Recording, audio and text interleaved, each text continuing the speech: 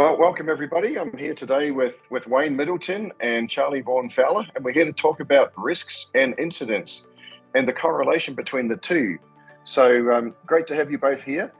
First of all, I'd like to throw a question, Wayne, to you. What's the difference between incidents and risk? Well, incidents are obviously things that have happened in the past, and risk are things in the future. So having a means by which of documenting those things, and they range obviously in terms of level of severity, but then using that information to try and predict what might be coming ahead and how we can deal with it are sort of the two main distinctions. That sounds great. And following on from that, Wayne, how are the two related? Well, typically, operationally in public venues and events, we write things down, and they can either be a minor thing or a very major thing. And in each case, then it creates an opportunity to document a data point on, what were the causal factors and how can we then use that to look at corrective actions in the future.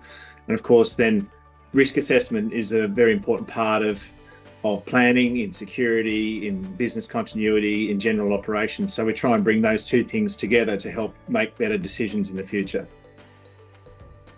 That sounds great. And so Charlie, what are we doing with our software to bring these two, the incidents and the risks together?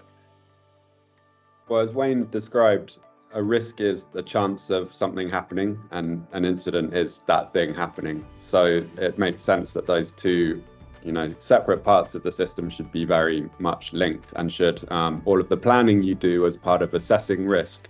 So trying to figure out, what is the chance of a fire happening at my venue, and what would the impact of that event be?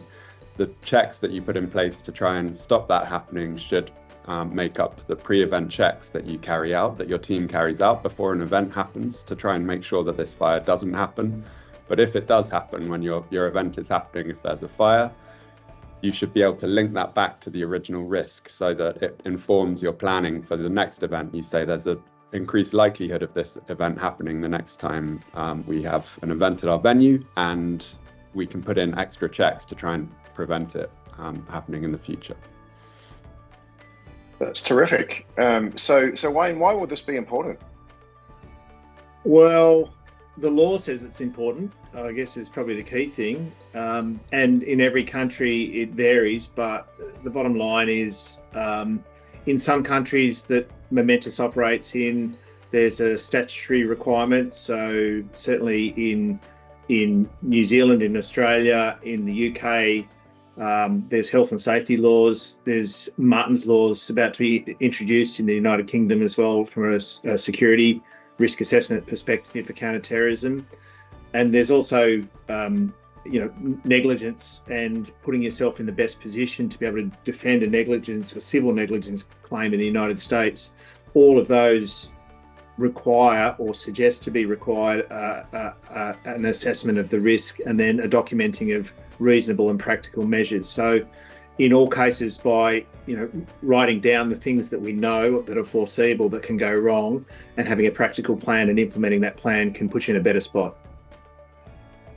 I mean, that sounds like a great plan to me. So pretty innovative that we're bringing this idea of incidents and risk together in the one database.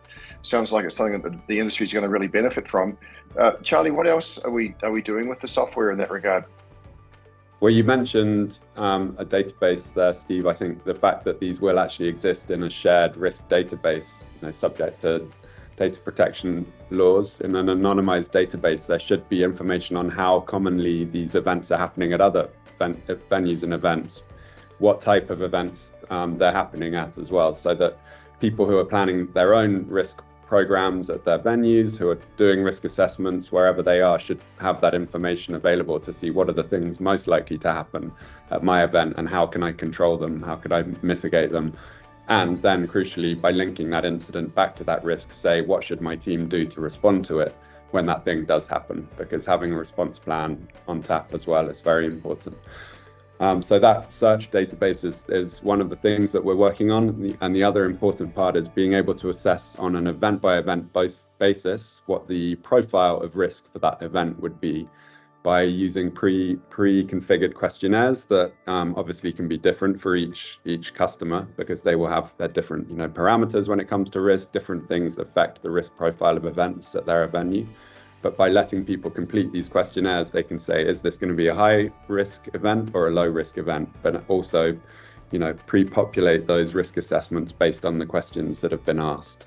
So, are you going to serve alcohol? If so, then we should be able to automatically populate our risk assessment with risk of, the alcohol related risks that might be concerned. And so the controls that go along with them. Exactly. Importantly. Yeah.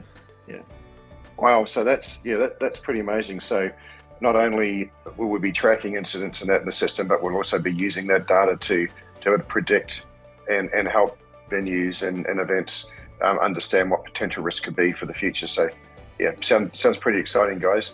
Well, look, hey, thank you very, very much for giving us those rundowns on the latest happenings there with the software. I'm sure our clients will have a lot more questions about that, and they can certainly contact us to find out more about it. So once again, thank you very, very much.